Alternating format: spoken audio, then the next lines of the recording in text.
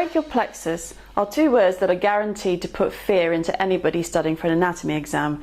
It's probably the worst subject that could come up in a Viva. But hopefully I'll be able to make this a little bit simpler for you, because in this tutorial from thefunkyprofessor.com I'm going to give you all of my mnemonics and all of my little tricks to help me remember what each does. Now, the brachial plexus is formed by the union of the ventral aspect, or the ventral rami, of nerve roots C5, C6, C7, C8 and T1. There are different sections to the brachial plexus, and these are the roots, the trunks, the divisions and chords. Now this can be confusing, so I have the mnemonic: read the details carefully. Read R is for roots, the T is for trunks, details D divisions, and carefully C is chords. Now how many of each? Well, think of the numbers 5363. That's 5363.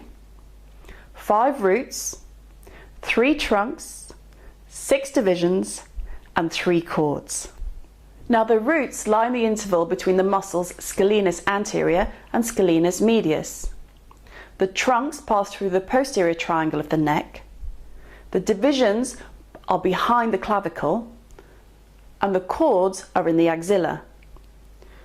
So anything above the clavicle, i.e. the roots and the trunks, are supraclavicular, and anything below, which is the chords, are infraclavicular. So how do we get from the roots to the chords? The top 2 roots unite to form the upper trunk. The bottom 2 roots unite to form the lower trunk. So that C5 and C6 form the upper trunk, C8 and T1 form the lower trunk, and C7 is just fine, thank you very much, on its own. As soon as the trunks are formed, upper, middle and lower, each of them split. They give anterior divisions and posterior divisions. So there are 6, 3 anterior divisions and 3 posterior divisions. Now all of the posterior divisions unite, and this forms the posterior chord. The upper 2 anterior divisions unite to form the lateral chord, and the anterior division of the lower trunk carries on its own to form the medial chord. So that's how we get from roots to chords.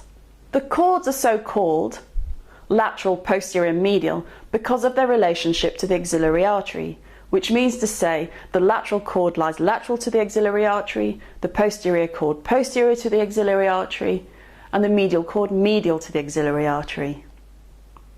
The brachial plexus has a number of branches. There are 3 main branches that are given off at the root level. The first one is the dorsal scapular nerve, which is derived from C5. The dorsal scapular nerve supplies 3 muscles on the back of the trunk. These are the levator scapulae, rhomboid minor and rhomboid major. C5 also gives a contribution to the phrenic nerve. Now the phrenic nerve supplies the diaphragm. If you remember the mnemonic, C3, 4, 5 keeps the diaphragm alive. Well, there you go, there's the contribution from C5. The third branch is the long thoracic nerve of Bell, which is C5, C6, C7. Now this nerve is named after Charles Bell, who was the first professor of anatomy at the Royal College of Surgeons of England. Now moving on to the trunks, the upper trunk is the only trunk that gives off branches.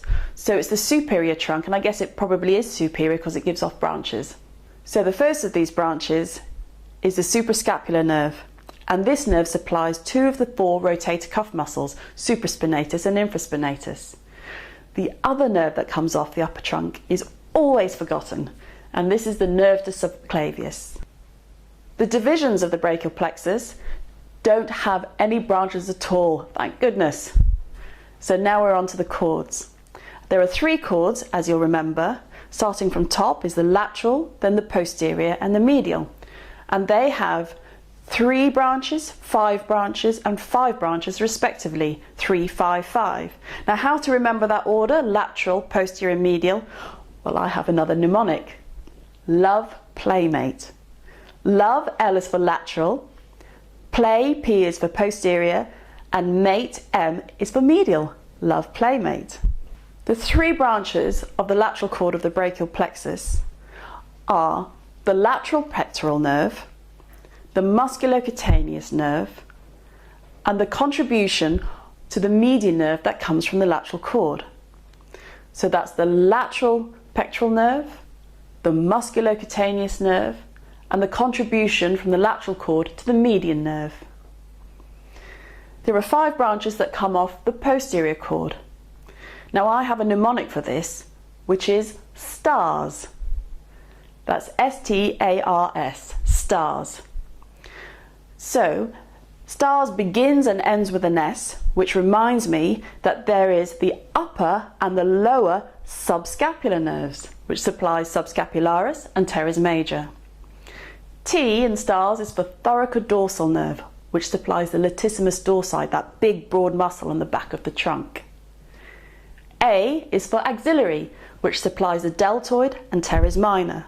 And R is for the radial nerve. Now the radial nerve supplies all the muscles in the posterior compartment of the arm and the forearm, and it has a major contribution to the cutaneous supply of the posterior aspects of the arm and forearm and hand, and also contributes to the lower lateral aspect of the arm. The final cord, the medial cord, gives off 5 branches. The first up is the ulnar nerve. Now whenever you think of medial, think ulnar. The other 4 begin with the letter M. There is the medial cutaneous nerve of the arm, the medial cutaneous nerve of the forearm, the medial pectoral nerve, and the contribution from the medial cord to the median nerve. So there you have it. That is it. That is the entire brachial plexus. So to summarise, the brachial plexus arises from nerve roots level C5, C6, C7, C8 and T1. It has roots, trunks, divisions and cords. The upper 2 roots combine to form the upper trunk, the lower 2 roots combine to form the lower trunk, and C7 goes it alone in the middle to the middle trunk. Each of these trunks divide into anterior and posterior divisions. All the posterior divisions unite to form the posterior cord. The upper 2 anterior divisions combine to form the lateral cord, and the anterior division of the lower trunk continues as the medial cord. There are 3 nerves to remember from the roots. These are the contribution of C5 to the phrenic nerve, the dorsal scapular root from C5, and the long thoracic nerve of Bell. The trunks have 2 branches from the upper trunk. This is the suprascapular nerve and the nerve to subclavius. The divisions, thank goodness, have no branches whatsoever. And then we have 3-5-5 from my mnemonic Love Playmate. The love for lateral has 3 branches, which are the lateral pectoral nerve, the musculocutaneous nerve, and the lateral contribution from the lateral cord to the median nerve. The next one, play, P for posterior, Love Playmate, remember, has 5 branches. The mnemonic here was STARS. Begins with an S, ends with an S. So that's the upper and lower subscapular nerves, the thoracodorsal nerve, the axillary nerve, and the radial nerve. The medial cord, if you'll remember, also has 5 branches.